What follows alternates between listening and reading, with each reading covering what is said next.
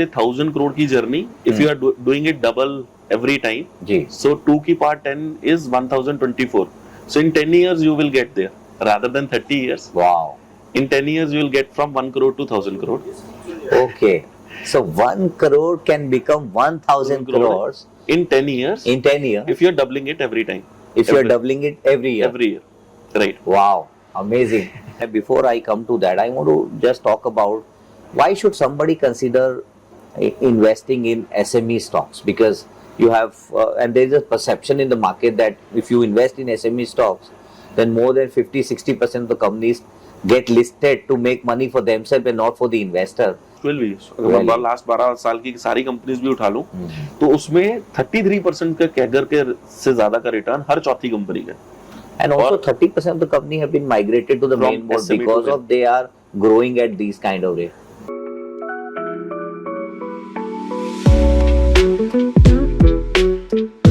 Hello friends, my name is Vikas Agrawal and I am the founder of AltPort. Alt is your alternates and Port is your portfolio management services. We are now emerging as one of the largest platform for investing in alternates.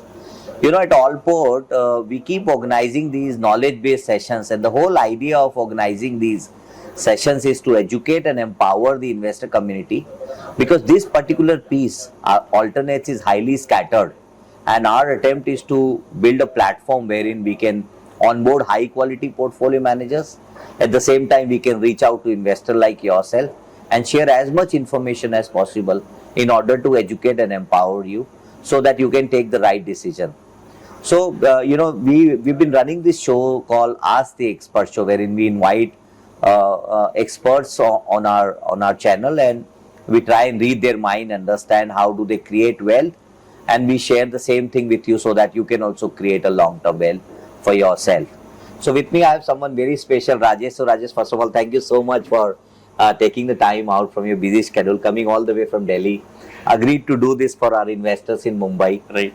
We are sitting at Westin Powai, Mumbai, and it's a fantastic evening. And what else I can expect than to read your mind and share your experience with all our audience. Right. So Rajesh, let me first introduce Rajesh. So Rajesh is a fund manager at VentureX, and Rajesh has been running an organization called Planify for over 7.5 years now. He has built up a very fantastic online platform for investing in alternates. And Rajesh, I think you've been investing your money and your family money for over 6.5, 7 years now. And I got to know from your team that you are able to achieve more than 100% returns year on year. Right. So today's agenda is to share the whole secret of investing with all our audience. How did you manage to reach out to that kind of aggressive numbers of 100%? Because there's a saying that if you grow your assets at 25% year on year, your 1 crore becomes 10 crore at the end of 10th year, it becomes 100 crores at the end of 20th year, and it becomes 1000 crores at the end of 30th year. So if you do 100% year on year, then I can't even calculate, number is not there in my mind too. So we'll try and understand that how has been your investing style. So VentureX is nothing but Cat1 alternative investment funds, and they are now, this is their first fund, and they have already collected more than 200 crores, and their target is to have 1000 crores of investments. And we've been advising our clients to kind of consider this, because we've done all kind of due diligence and found that the fund is doing fantastically well. So today we'll decode how do they invest and what kind of investment philosophy do they follow at an organization level. So Rajesh, मेरा सबसे पहला question आपसे ये रहेगा कि अगर आप हमारे ऑडियंस को अपने बारे में और अपने स्टाइल ऑफ इन्वेस्टमेंट्स के बारे में बताएंगे, and then will talk about SME investing. So over to you. Right. So first of all, thank you Vikas ji for having me here and your team. Your team is very cooperative, and they're very they're very investment friendly. They want to understand कि क्या अच्छी investments हैं which they can bring it to their investors. Right. So they are very forward coming. Right. And thank you for having me here. And our pleasure. Going back to your coming back to Yeah. before I go to your first question, वो जो आप 1 करोड़ से 1000 करोड़ की journey, if you are doing it double every time, जी, so 2 की power 10 is 1024, so in 10 years you will get there rather than 30 years. wow, In 10 years you will get from 1 crore to 1000 crore. okay, so 1 crore can become 1000 crores In 10 years in 10 years if you are doubling it every time, if you are every- doubling it every year. every year, right? Wow, amazing. What a start. Great. So now I'll start from हाँ, आप बताइए हमारे जी. Investor. तो if I talk about myself, so I'm an engineer by profession. I have done BTech, and investment my investment journey started while I was doing my engineering. तो मेरा पहला प्यार हम कहते थे कंप्यूटर्स के साथ हुआ, जी, because at my age computers was coming a big time, and then internet. So that was that became the first love. Sure. So that was the reason I picked up engineering. And while I was doing my engineering, I started watching stock market, understanding about it, and started investing. My initial investment started at the age of 18. और शुरू में तो I think everybody starts from trading and eventually वो धीरे धीरे समझ में आती हैं. तो शुरू में in 2006 I started my investment journey. Okay. और वहाँ पर शुरुआत में ट्रेडिंग करी काफी सारी, and eventually made a lot of money in 2006-2007 bull run. 2008 में फिर बबल बस्ट हुआ, उसमें काफी सारी लर्निंग्स आई, काफी लेमन ब्रदर क्राइसिस हुआ. तो तब तक तो पता ही नहीं था कि ये सब चीजें होती क्या है, बट देन आपकी स्ट्रगल्स, आपके फेलियर्स आपको ज्यादा सिखाते हैं as compare to your success. Actually your success does not teach you anything. तो जब आप गलतियां करते हैं वो आपको स्टॉक मार्केट में एक अच्छी लर्निंग्स देते हैं. तो इवेंचुअली वी रियलाइज कि जो हम कर रहे हैं, ट्रेडिंग कर रहे हैं ओवर लेवरेज पोजीशंस बना के, that is not the right approach. पैसा बनाया जा सकता है और बहुत अच्छे तरीके से बनाया जा सकता है अगर आप सिंपल प्लेन वनीला इन्वेस्टिंग करें. And that is what we picked. I picked at least, and मतलब this came as a passion कि धीरे धीरे ही सही to understand things practically. Sure. Because I never did any financial degree, like कोई मेरा CFA charter नहीं है, but I started learning these concepts practically कि कैसे implement होते हैं, what are the investing models, क्या क्या investing models हैं, जिसके correspondingly how portfolios are managed, how portfolios are made, और उस पे returns किस तरीके के आते हैं.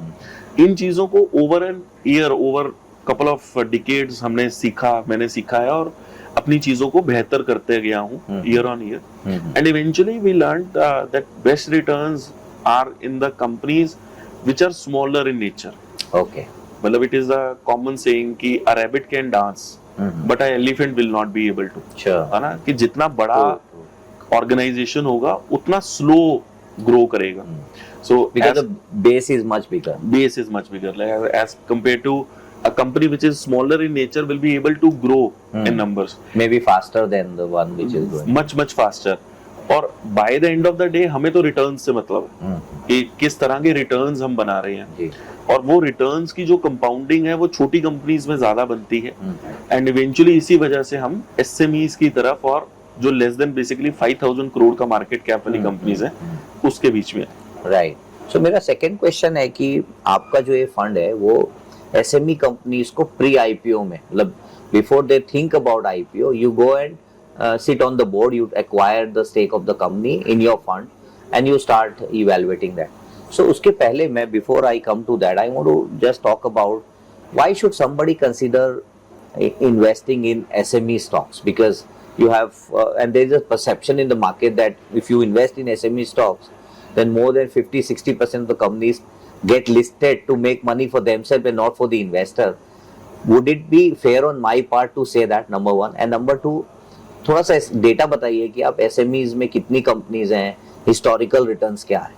जी, तो SME को हम फर्स्ट ऑफ ऑल रिटर्न्स के प्रोस्पेक्टिव से ही समझते हैं, जैसे आपने पूछा. तो SME को अगर मैं अगर हम 3 निफ्टी के इंडेक्सेस ले लें, निफ्टी 50, फिर निफ्टी स्मॉल कैप एंड फिर निफ्टी SME, तो तीनों निफ्टी के इंडेक्सेस हैं. लास्ट 5 इयर्स में अगर मैं इसको चार्ट आउट करूं और एब्सोल्यूट टर्म्स में करूं चाहे CAGR टर्म्स में करूं, एब्सोल्यूट टर्म इज कि अगर मैंने लमसम पैसे डाले तो कितना रिटर्न बना, और CAGR टर्म्स इज कि अगर हमने compounded annual growth rate, basically index ने कंपाउंडेड रिटर्न कितने दिए.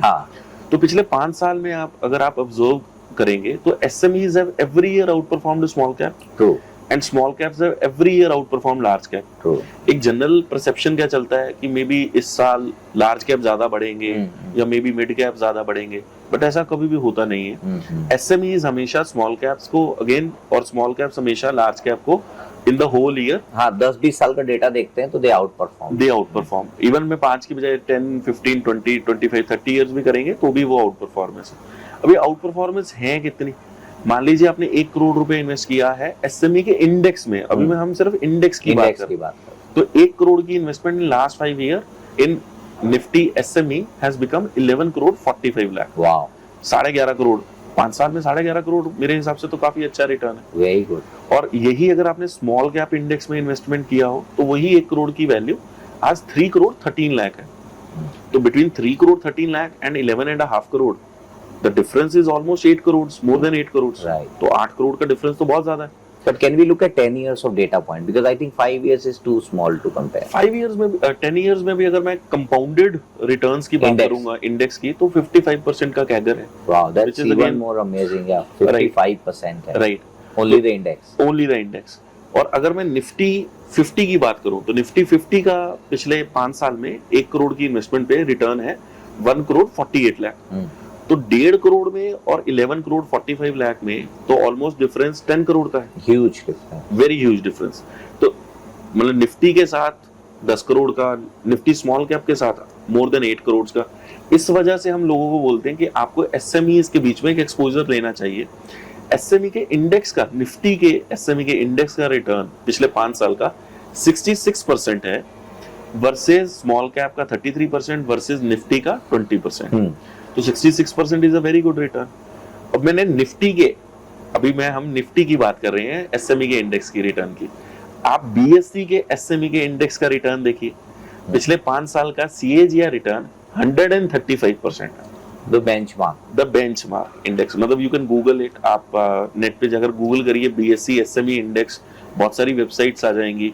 तो फिनोलॉजी की वेबसाइट पर अगर आप जाकर CAGR रिटर्न्स पे क्लिक करेंगे तो पिछले 5 साल का CAGR रिटर्न 135% दिखेगा। सिमिलरली निफ्टी SME का वही 65-66% दिखेगा। Right. और मतलब 135% इज अनइमेजिनेबल। वही जो हम बात कर रहे थे True. कि अगर आपने 1 करोड़ की इन्वेस्टमेंट करी और आपका अगर 135 या 140% रिटर्न आ रहा हो तो 5 इयर्स के एंड में 75 to 80 करोड़ बनता है। 1 crore becomes 75 to 80 crores. Even if you go by the actual benchmark number. Benchmark index जो नंबर हो चुका है, होगा Right. नहीं, जो हो चुका है. हो चुका है।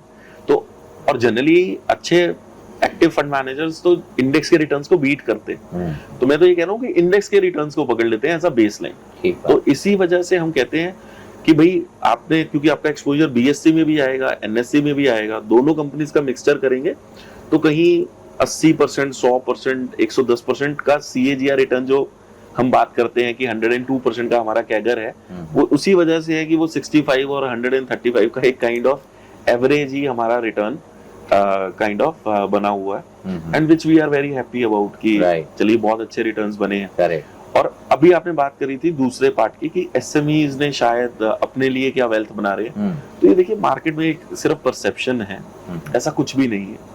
SME में अभी तक पिछले 2012 में ये अपॉर्चुनिटी इंडिया में स्टार्ट हुई, Right. फ्रेमवर्क बना 2013 में 2013 से लिस्टिंग चालू हो गई थी, मुझे याद है. हाँ, BSE ने SME का इंडेक्स बनाया, 2014 में NSE ने SME के इंडेक्स बनाया।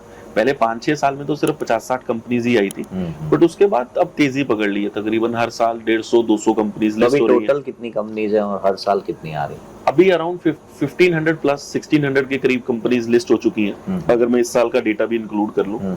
और उसमें से ऑलमोस्ट 1/4 कंपनीज ने 33% से भी ज्यादा का कैगर रिटर्न दिया। 1/4 of the company has delivered 33% CAGR return, CAGR rate which is for the last 5, 7, 8 year long years. from last 12 years। अगर मैं लास्ट 12 साल की सारी कंपनीज भी उठा लूं तो उसमें 33% का कैगर के से ज्यादा का रिटर्न हर चौथी कंपनी का। And also 30% of the company have been migrated to the From main board SME to because main. of they are growing at these kind of rate. Because they have grown well, so they have been मतलब rewarded कि they have been migrated from SME exchange to the main board। Because of virtue of the market cap which migrates from. Okay. जी। इसमें बहुत companies हैं जिन्होंने बहुत ही multiplier returns बनाकर भी दिए हैं इन्वेस्टर्स को, एंड आउट ऑफ कुछ एग्जांपल्स दे सकते हैं आप?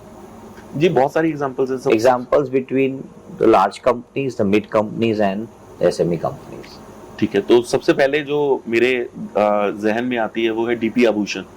तो ये रतलाम बेस्ड कंपनी है, वहाँ पर 2 स्टोर्स हुआ करते थे जब इनका आईपीओ आया था 2017 में। आज 2025 में they have 11 stores across Rajasthan and Madhya Pradesh. अभी भी बहुत बड़ा ब्रांड नहीं है, जैसे बेबी कल्याण ज्वेलर्स या जॉय लुकास और ये सब के नेम सुनते हैं हम, but still they are doing very well. From 300 crore revenue they have gone up to 3300 crore revenue, Wow. and the stock price have become 59 times. So what From was the the- market cap when it got listed and what would be the market cap now? So Approximately. right, so when they got listed, if I remember correctly, the market cap was less than 100 crores, and now so it was close to 52-55 crores हाँ, less than 100 crores का market cap था जब IPO में। IPO आया था, और अभी 3500 crores के करीब का Oh. मार्केट कैप है। तो market cap itself is up by 35 times. 35 times more than so in fact it has become 59 times. The market cap has become 59 times. उसी वजह से तो शेयर का रिटर्न भी 59 times है ना। And CAGR return wise in last 8 year it has delivered 66% CAGR returns. The Amazing. second company Worry Renewable Energy, it was the first company which got listed on SME. In last 12 or 13 years it has delivered 49x return. तो share का price almost 50 गुना हो गया and delivering a CAGR return of close to 36%। तो Waaree renewables is into solar EPC। बाद में उनका worry energy में उन्होंने सोलर मॉड्यूल्स और उन सब का भी काम किया, तो it has become a very popular brand today. Right. Third company we can talk about is Nintec. ये मुंबई बेस्ड ही कंपनी है, they do dredging services.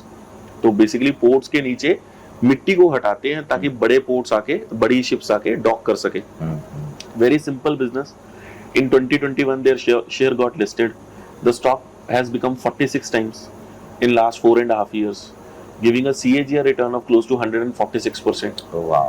Fourth company, मतलब then there is another company from Ahmedabad.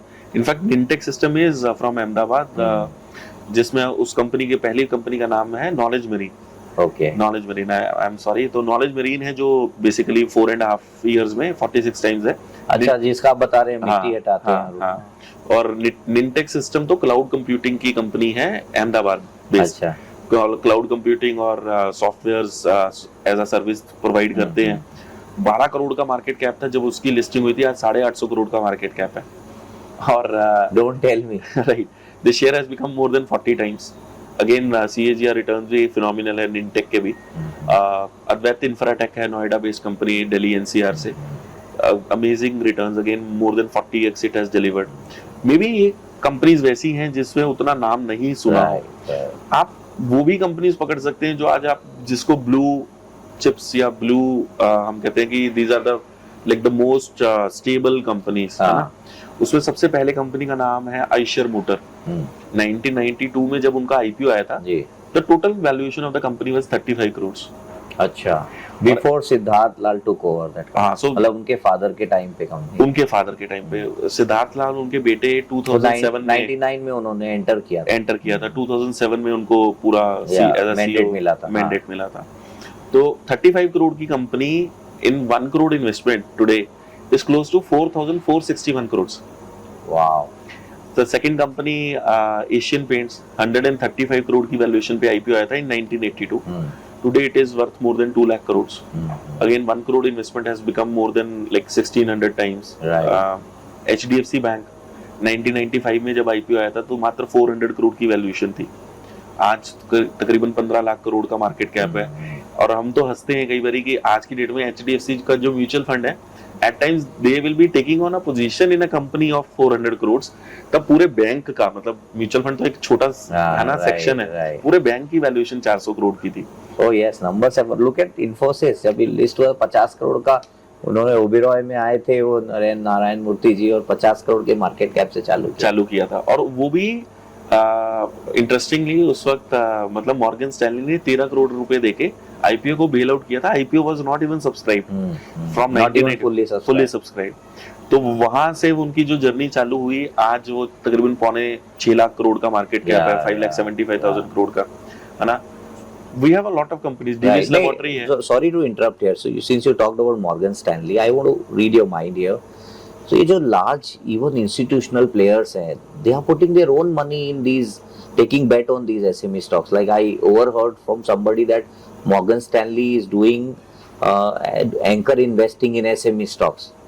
Absolutely right. Morgan HDFC Stanley is putting their own money. HDFC Bank is putting in money. A lot of folks. मतलब in fact आप जो भी हम stalwarts गिनते हैं ना India में, मतलब जिनको मेरे को लगता है जिनसे हमने सीखा है और मैं आज भी उन लोगों को अपना गुरु मानते हैं, है ना, राकेश झुनझुनवाला जी हो गए, मधु केला जी हो गए, सुनील सिंघानिया जी हो गए, मतलब ऑल आर वेटरन्स, है ना. आप अगर इनके जो समीर अरोड़ा जी हो गए, जो इनके basically why they out performed, कि उन्होंने कंपनीज को बहुत इनिशियल लेवल्स पे जाकर पिक किया है, and those companies have prospered like anything. मतलब वो कंपनीज ही हजार गुना, 5,000 गुना, 3,000 गुना, इवन 100 टाइम्स और 50 टाइम्स इज कौन सा कोई छोटा रिटर्न है. मधु केला जी बोलते हैं उन्होंने डीवीएस पे जो कॉल लिया था, तो वो कह रहे थे फ्लाइट पे गए थे उनके साथ, बॉम्बे में मिले थे, और फ्लाइट से उनके साथ गए और जब तक आए उन्होंने डिसीजन ले लिया था कि ये कंपनी मुझे इन्वेस्टमेंट लेना है. तो 140 करोड़ की मार्केट कैप पे डिविस लेबोरेटरी ने 2003 में आईपीओ किया था. आज 1,60,000 करोड़ का मार्केट कैप है. तो 1 करोड़ इन्वेस्टमेंट इज 950 करोड़. मैं सिर्फ स्टॉक के प्राइस की एप्रिसिएशन बात कर रहा हूँ, मैं इवन डिविडेंड को भी वापस से रीइन्वेस्ट वगैरह, उसकी भी सिंपल स्टॉक प्राइस एप्रिसिएशन इतना जबरदस्त है.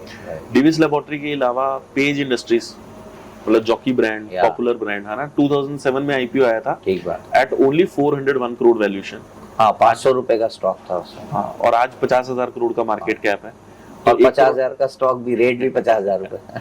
तो 1 करोड़ का इन्वेस्टमेंट 120 करोड़ हो गया. वो इसीलिए क्योंकि उन्होंने कभी मतलब स्टॉक स्प्लिट और बोनसेस वगैरह नहीं दिए हैं, but it has out performed. मतलब 1 करोड़ का investment 120 crore from in last 18 years is a very good return. Oh yes. Now what our philosophy in this because आप कैसे इन्वेस्ट करते हैं वो आप डिकोड करिए. तो हम इसमें जैसे डिविस लेबोरेटरी है, तो अगर आप उसका डेटा देखेंगे 2003 में जब वो आईपीओ में आया था तो 140 करोड़ की वैल्यूएशन थी. इन नेक्स्ट 4.5 to 5 years वो 140 करोड़ से 8400 करोड़ के मार्केट कैप पे चला गया. The stock became 60x. From 140 it became 84,000 8,400 crore. तो 60 गुना वो पहले 4.5 से 5 साल में हो गया, due to which the CAGR return was close to 148%. उसके बाद भी कंपनी ऑलमोस्ट 18 टाइम्स बनी. But to do that 18 times, मतलब वो 8,400 करोड़ से 1,60,000 करोड़ के मार्केट कैप तक उसको 18 साल लग गए, giving a CAGR return of 18%. Similarly page industries की बात करें तो 400 करोड़ से 13,000 करोड़, पहला 33x पहले 7 साल में बन गया. उसके बाद भी कंपनी ग्रो हुई 13,000 करोड़ से 52,000 करोड़, 50,000 करोड़, मतलब 4 गुना होने में उसको 11 साल लग गए. वो जो ये 4 गुना को 11 साल लगे हैं, CAGR रिटर्न आपका 13% का. And this is basically our philosophy कि शुरू में जो आपका 400 करोड़ से 13,000 करोड़ की जर्नी है, या 140 करोड़ से 8,400 करोड़ की जर्नी है, जो ये वाली जर्नी है, जब मार्केट का एक यूफोरिया हो, मतलब एक मार्केट अच्छी कंपनीज को जल्दी में एंटर किया जाए और उसको 4 से 7 साल के लिए रखा जाए, और जब मार्केट में यूफोरिया बन चुका है, जब नाजायज भी शेयरों के रेट कई बार बढ़ते हैं, उस टाइम पे आप पोजीशंस को काटिए और वहां तक आते आते shares 40 times, 50 times, 100 times, 70 times, मतलब एक्सेप्शनल, मतलब अनइमेजिनेबल बन जाते हैं कि इतने रिटर्न्स पे आ जाते हैं. सो मेरा एक क्वेश्चन है कि suppose as an investor I come in your fund, I give you 100 rupees, so आपका एलोकेशन कैसा होगा, कितना अनलिस्टेड होगा उसमें, कितना लिस्टेड होगा? तो देखिए एसएमईज की ऑलमोस्ट 20 to 25% कंपनीज ही सिर्फ प्री आईपीओ करती है. तो अगर मैं अभी अपने फंड की भी बात करूं तो हमने अभी तक 18 कंपनीज में इन्वेस्टमेंट करी है, जिसमें 4 कंपनीज प्री आईपीओ में हमने उठाई हैं. उन 4 आईपीओ मतलब कितना पीरियड होता है वो आईपीओ आने में? जनरली 6 months to 12 months का एक अपने को टाइम मिल जाता है. तो अच्छी बात क्या होती है कि प्री आईपीओ में आपको एक 10 रुपए में मान लीजिए अगर कोई आईपीओ आ रहा है तो you get it at a discount of 20 to 50%. तो 8 रुपए से लेके 5 रुपए में आपकी इन्वेस्टमेंट होगी. तो अगर आपने 5 रुपए में एंट्री करी है और 10 रुपए में आईपीओ वो प्लान कर रहे हैं, तो आप already at IPO price band पे ही 100% एप्रिसिएशन पे खड़े हैं. आपने अगर 8 रुपीज में एंट्री करी है तो ऑलमोस्ट आप 25% के रिटर्न पे 25% के रिटर्न पे खड़े हैं जब वो 10 रुपए पे आईपीओ कर रहे Depending upon your own due diligence that you do, whether the range that they are quoting, Right. what is the feasibility of these range? हैं। राइट एंड विकास जी हम सिर्फ वही कंपनीज में प्री आईपीओ करते हैं जहां पर मर्चेंट बैंकर ऑलरेडी अपॉइंटेड है। We don't want to go into companies जहां पर अभी आईपीओ का उनका कोई प्लानिंग नहीं है, या फिर कल को पता लगे कि मर्चेंट बैंकर ने उस कंपनीज को हटा दिया या रिजेक्ट कर दिया, या कल को उनका मतलब बेसिकली अपने को आईपीओ में उनको कोई दिक्कत आए। ऐसी कंपनीज को हम नहीं लेते। हम सिर्फ उन्हीं कंपनीज में काम करते हैं जो कि अगेन हमने अपने मॉडल्स पे जो काम किया है, क्योंकि वहां पर वो उनका एक ऑलरेडी डेफिनेट पाथ है कि भाई अगले 6 महीने से 12 महीने में हम आईपीओ करेंगे और आईपीओ से और पैसा रेज करके most of these companies are basically using this money for their working capital या फिर मशीनरीज को ऐड करने के लिए, ताकि जो उनकी ऑर्डर बुक्स हैं उनको नेक्स्ट 3 साल 4 साल की विजिबिलिटी होती है कि हमारे पास इतने ऑर्डर्स हैं, उनको कंप्लीट कर सके और उससे बिजनेस की ग्रोथ आ सके। नहीं, बट मेरा क्वेश्चन है कि कितना परसेंट, तो आप बोल रहे हैं कि 20% प्री आईपीओ, बाकी का 80% आप कैसे? तो 80% में से मेजॉरिटी हम एज एन एंकर इन्वेस्टर बैठते हैं। तो आईपीओ में आपने 3 कोटे देखा होगा, रिटेल, एचएनआई और इंस्टीट्यूट।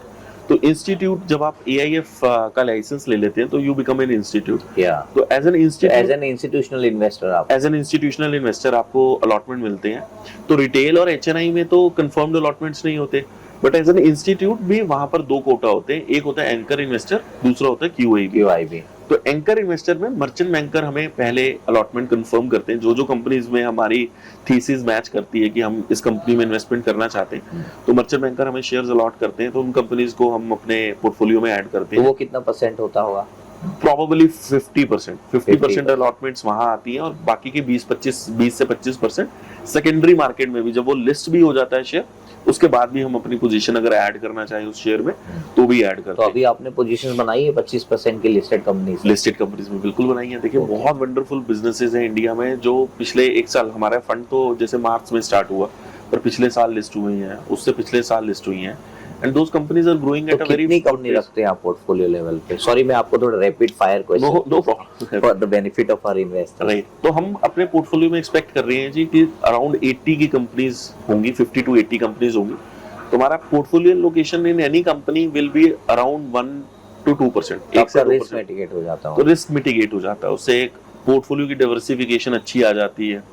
और ये गिना जाता है but 70-80 over a period of next 4-5 years, right? तो इसमें हो सकता है कि लिस्टेड में 20 कंपनी हो और बाकी 20-25 आप प्री आईपीओ कर लें, या 20-25 आप एंकर में बैठ जाएं। और वो धीरे धीरे फिर आईपीओ आ गया, अगर प्री आईपीओ में बैठे हैं, एंकर में बैठे तो आईपीओ खुलने पे ही बैठ रहे हैं, तो धीरे धीरे ऐड होती चली जाएंगी। But is it necessary for you to sell those companies after they get listed at Cat 1 fund? No, ऐसा कोई भी क्राइटेरिया नहीं है। We can remain invested.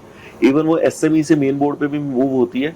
Overall हमने अपने टोटल 100 रुपीज में 25 रुपीज तक इन्वेस्ट कर सकते हैं मेन बोर्ड की कंपनीज में। मान लीजिए आज मेन बोर्ड में कोई लिस्टिंग आ रही है, फॉर एन एग्जांपल ग्रो का आईपीओ आया या लेंसकार्ट का आईपीओ आया, तो ग्रो के आईपीओ में अगर मैं एज एन एंकर इन्वेस्टर बैठता तो वो मेरा 25 रुपए में काउंट किया जाएगा, या मैं अगर ग्रो को लिस्टिंग के बाद ले रहा हूँ तो वो मेरे 25 रुपए में काउंट किया जाएगा।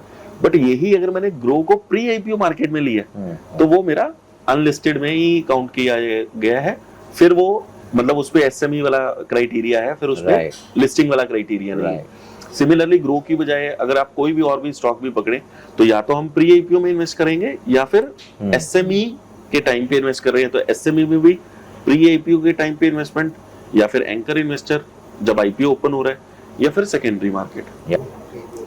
या सो राजेश जी, आप जरा बताएं आपकी टीम के बारे में, कि आपके फंड मैनेजमेंट टीम कैसी स्ट्रक्चर्ड है, और अभी तो आपका ये पहला फंड है और आप काफी फंड आगे लाने का प्लान कर रहे हैं, तो ओवर टू यू। राइट। तो विकास जी, अभी हमारी टीम में अराउंड 80 पीपल हैं। उसमें फंड मैनेजमेंट की टीम में जो हमारा ये एनालिस्ट टीम है अराउंड 15 to 18 पीपल की है। इसमें एक टीम है जो एनालिस्ट की है, जो सेक्टर बाय सेक्टर कंपनीज को देखते हैं। Then we also have a risk advisory team जो कंपनी की ड्यू डिलिजेंस करना, जिसको बोलते हैं कॉर्पोरेट गवर्नेंस को चेक करने के लिए, वो सब चीजों को के लिए एक टीम है। And then we have an investment committee. तो इन्वेस्टमेंट कमेटी में I am one of the part of the investment committee. We are having 3 people in that. तो उसमें मेरे साथ मनीष नाथ जी हैं। मनीष नाथ जी मतलब पूरे वर्ल्ड में he is ranked number 1 AIF fund manager. I had a chance to meet him in Delhi when we had come for the due diligence. Right. तो gem of a person, मतलब very fortunate to have a friend like him.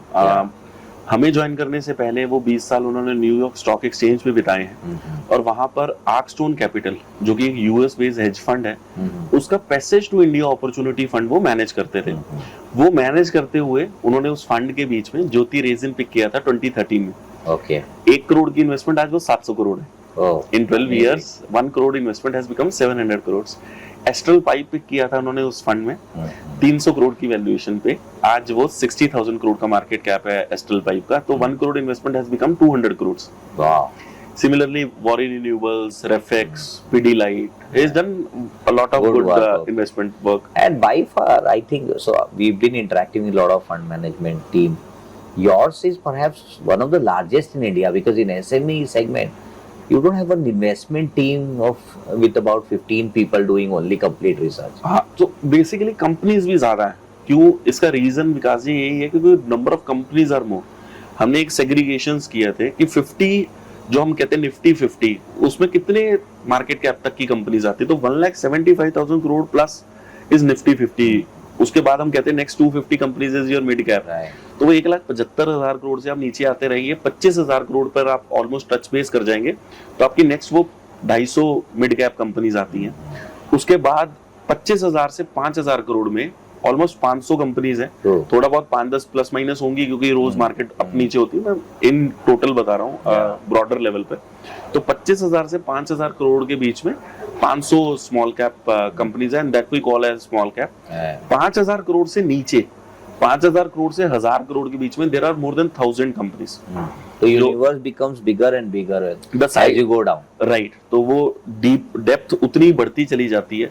1,000 crore से नीचे 3600 companies हैं, तो 1,000 crore and our main area is less than 5,000 crore, तो 3600 plus 1000 4600 companies को अगर आपको इवैल्यूएट करना है, you have to put more efforts है, the effort is much more, क्योंकि वहां 50 है, फिर 250 है, फिर 500 है, कुल मिला के 750 हुई। और अगर आप 1000 भी ऐड कर लो तो कुल मिला के 1750 या 1800 हुई। नीचे में 3600 है, तो 1800 का डबल है 3600। तो इस वजह से हमें एनालिस्ट की टीम थोड़ी ज्यादा लगती है, रिस्क एडवाइजरी की टीम ज्यादा लगती है, but we are happy about it. Now for the benefit of our investor to understand the fund structure, so अभी पिछले 6-8 महीने से आप फंड रेस कर रहे हैं, कब तक आप फंड रेस करेंगे और इन्वेस्टर्स का क्या होराइजन होगा इसमें, और कब आप फंड्स रिटर्न करना चालू करेंगे? जी, तो हमने जब हमारा लाइसेंस आया विकास जी, इनफैक्ट लास्ट सितंबर में हमारा लाइसेंस आया, and at that point of time market was high, है ना, और ये तो पता नहीं था कि that is going to be the peak.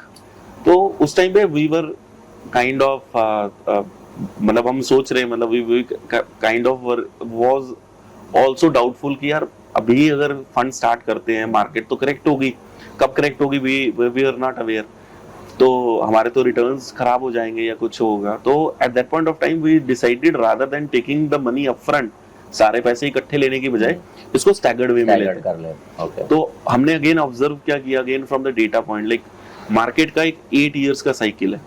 आप 2000 से 2008 देखेंगे तो 2000 में मार्केट करेक्ट हुई थी, तब आईटी का बबल बर्स्ट था, 1992 में हर्षद मेहता का केस हुआ था, 2000 में आईटी बबल बर्स्ट हुआ, 2008 में यूएस से रियल एस्टेट वाला प्रॉब्लम आया, 2016 में डीमोनेटाइजेशन हुआ, 2024 में अभी मतलब मार्केट ने फिर करेक्शन ली है ना। तो जिसने 2001 से 2003 के बीच में अकोमुलेशन की, मार्केट डिडंट गो एनीवेयर, वो जब ग्रोथ उसके बाद 2003 से 2000 बुल रन आया, उसमें अच्छा पैसा बन गया। तो जिसने 2006 और 7 में पोजीशंस काटी, द शेयर्स जो अकोमुलेशन वाले फेज में अगर आपने लिए हैं तो दैट हैज बिकम वही 10x 20x 40-50x वाली स्टोरी। आपने स्टैगर्ड कर दिया इसमें? हमने स्टैगर्ड कर दिया, तो हमने 2.5 साल में ओवरऑल इन्वेस्टमेंट होराइजन रख लिया, तो हर क्वार्टर हम 10 लाख रुपीस का ड्रॉ डाउन करते हैं। तो अभी तक हमारा अभी just recently now we have put in our 4th draw down. Okay, तो एक साल में 40 लाख रुपए हो गए, सेकेंड ईयर में अगेन 40 लाख रुपीस हो गए, and in the third year 9th and 10th quarter में 20 लाख।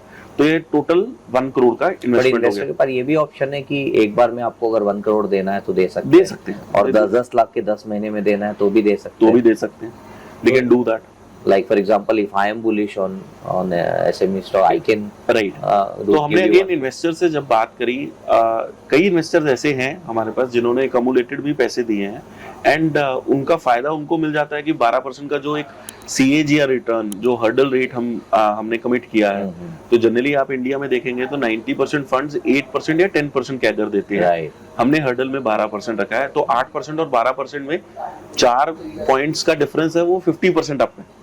तो मतलब, और CAGR में वो काफी मतलब एक सब्सटेंशियल अमाउंट है जो हमने इन्वेस्टर के लिए काइंड ऑफ सेफगार्ड तो ये होराइजन क्या है आपके फंड का? कब आप फंड्स इसमें आप रिटर्न करेंगे, कब से रिटर्न चालू करेंगे, या रीडिप्लॉयमेंट भी कर सकते हैं आप? हम डिप्लॉय जनरली नहीं करते अपने फंड में। और ओवरऑल इन्वेस्टमेंट होराइजन देखिए वही 8 ईयर का साइकिल है, तो पहले 2.5 साल में अगर इन्वेस्टमेंट करी, अगले 2-2.5 साल हम मानकर चलते हैं कि कंपनीज की और ग्रोथ आने दें। हम ओवरऑल अपनी इन्वेस्टमेंट का होराइजन 4 to 7 ईयर्स का लेकर चलते हैं। तो between 5th to 7th year is the time frame जब पोजीशंस कट रही होंगी। वही बात है कि अब जब नेक्स्ट साइकिल हम 2032 में देखते हैं, तो वो 30th और 2030 और 2031 में इज वेयर, जब 2 साल के बीच में, क्योंकि जब मार्केट ने इवन सितंबर में जैसे लास्ट ईयर हाई लगाया था, तो बहुत सारे सेक्टर्स, ऐसा नहीं है कि सितंबर में सारे सेक्टर्स का हाई लगा, कुछ सेक्टर ने जनवरी टू मार्च में हाई लगा लिया, कुछ ने अप्रैल से जून के बीच में हाई लगा लिया।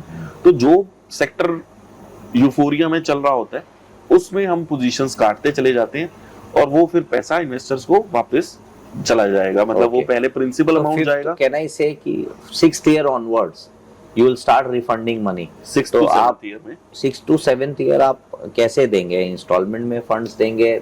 as we keep on redeeming the companies, as we keep on making an exit from the organization, we will keep on giving the money back. I'll give an example. नहीं, बट हाँ example दीजिए, क्योंकि आपका तो fund 70% लिक्विडेबल है ना। जी, तो 5 करोड़ का लेट्स से हमने एक कंपनी में स्टेक लिया है, and that has become 100 crore. अब 100 crore, and let's say this 5 crore का स्टेक मतलब प्री प्लेसमेंट, हमने प्री आईपीओ, हाँ, प्री आईपीओ में लिया, चाहे आईपीओ में लिया, चाहे सेकेंडरी मार्केट में लिया, हमने 5 करोड़ रुपए की एक पोजीशन बनाई। That position from 5 crore has become 100 crore. अब 100 crore, and let's assume this is a 1000 crore fund, कि 1000 करोड़ का फंड हमने रेज किया हुआ है, तो और हर इन्वेस्टर ने, लेट्स से 1000 इन्वेस्टर्स ने 1-1 करोड़ डाल रखा है, ठीक है, तो पर करोड़ 10 लाख रुपीस वापस आ जाएंगे। तो पहली पोजीशन 5 करोड़ से 100 करोड़ की थी, तो 10 लाख रुपए पर, आपने अगर मान लीजिए 2 करोड़ लगाए तो आपको 20 लाख वापस आ गए। मैंने 1 करोड़ लगाया तो मुझे 10 लाख रुपीस वापस आ गए।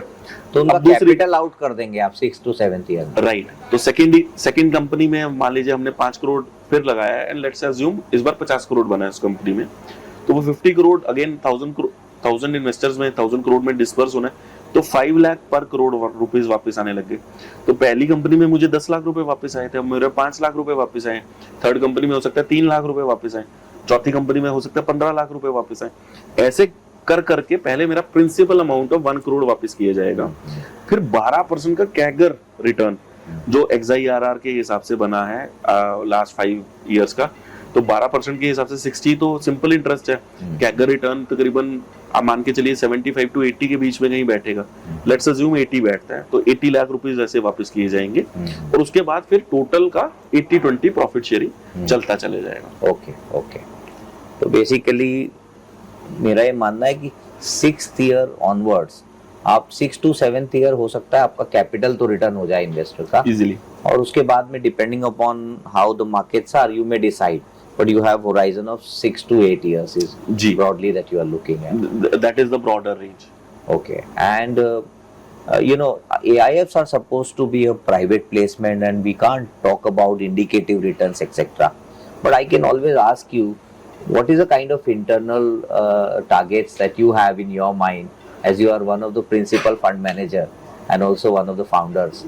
So आप क्या इंटरनल मन में रखते हैं कि रिटर्न्स इतना फंड जनरेट करना चाहिए? Realistic number, conservative number? देखिए, आपने पूछा कि what is the number which I would like to deliver, तो मुझे तो ट्रिपल डिजिट नंबर अच्छा लगता है, ठीक है। तो I like that number. I don't know कि मतलब ये हमने परफॉर्मेंस पीछे 6 साल में बनाई है, आगे क्या होगा we don't know, but that is one number which we feel की is very good, is exceptional, क्योंकि मैंने बताया वही कि एनएससी का जो इंडेक्स का रिटर्न है वो 65% है, बीएससी का 135% है, तो अगर हम 100 के आसपास रहते हैं तो हमारे लिए एक्स्ट्रॉर्डनरी रिटर्न्स है वो। बट अगर ओवरऑल में बात करूं तो हम जनरली हम ये मानकर चलते हैं कि ये 36 to 60% का एक लॉन्गर रन में, अगर मार्केट में कई बार लोग ऐसा बोलते हैं मेरे को कि राजेश 5 साल में तो, पिछले 5 साल में तो यूफोरिया बन गया, ऐसा यूफोरिया अगर दोबारा नहीं बना, तब भी हमें लगता है कि एनीवेयर बिटवीन 36 to 60% का रिटर्न जो है वो investors will be able to get that, again depending upon the index returns. मैं जो सब बात कर रहा हूँ वो मैं इंडेक्स के रिटर्न्स को देखते हुए, क्योंकि लास्ट 10 साल का भी 55% का रिटर्न है, तो हमें लगता है कि अगर हम 6 to 8 years के अराउंड प्ले कर रहे हैं तो 36 से 60% के बीच का return. Right. My last question. So, what is the kind of risk which is involved here for our investors, in the sense that what can go wrong, number one, and what kind of risk? Because we've seen some of the SME stocks during the last 12 months have gone down to the tune of 70%. आपने वारी की बात करी तो वारी itself was down to the tune of 65-70%.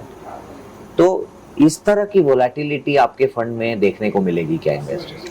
तो विकास जी, पहली बात तो हमें वॉलेटिलिटी को रिस्क के साथ मिक्स नहीं करना। वॉलेटिलिटी देखिए एसएमईज के बीच में पार्ट रहता है, मतलब इट इज लाइक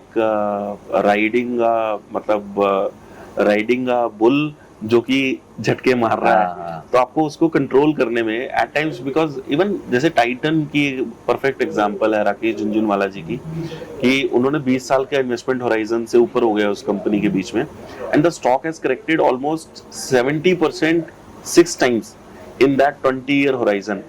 अगर वो कन्विक्शन उनका स्ट्रांग नहीं होता, वो सोचते यार आज 100 की चीज मेरी तो मतलब 35 या 40 रह गई और अभी तो एग्जिट, अब दोबारा 100 आएगी तो एग्जिट कर जाऊंगा, तो वो जो उन्होंने 10,000 करोड़ प्लस का एक ही कंपनी से वेल्थ क्रिएट कर लिया, वो शायद नहीं क्रिएट कर पाते।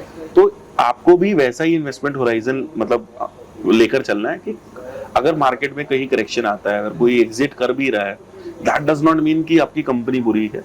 अगर आपका सारी चीजें, आपकी इन्वेस्टमेंट की थ्योरीज और फिलोसफीज और अगर आपकी ड्यू डिलिजेंस सब कुछ सही है, तो then you should hold that company for a long run. Right, उसको आपको होल्ड करके चलना है। दूसरी चीज, अब बात करते हैं रिस्क के बारे में, तो मैंने बहुत बार इन्वेस्टर्स के साथ ये देखा है कि वो एसएमईज को पेनी स्टॉक्स के साथ भी मिक्स करते हैं। So this is one conception which I want to clear. Sure, so I would appreciate. Right, so penny stocks are those जो कि मतलब नॉन प्रॉफिटेबल तो ऑर्गेनाइजेशन होगी, हो सकता है वो बिजनेस ही ऑपरेशनल ना हो।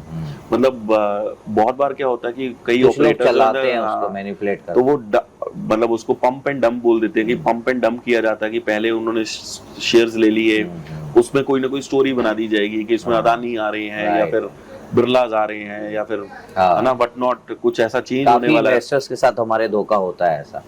तो देखिए, और पेनी स्टॉक्स में फंडामेंटल्स कुछ नहीं होंगे, whereas SME companies are already profitable, फिर प्रॉफिटेबल कंपनीज होंगी, और वहां पर मतलब हम जब मैनेजमेंट के साथ बैठते हैं तो वी ट्राई टू अंडरस्टैंड कि वो कौन से रोड मैप पे वर्क कर रहे हैं और किस तरह का ऑर्डर बुक है उनके पास। तो हम पेनी स्टॉक्स में इन्वेस्ट नहीं कर रहे, we are only investing in good profitable businesses. फिर एसएमईज के बीच में भी जब हम इन्वेस्ट करते हैं या किसी भी बिजनेस में हम इन्वेस्ट करें, it is not only about SMEs.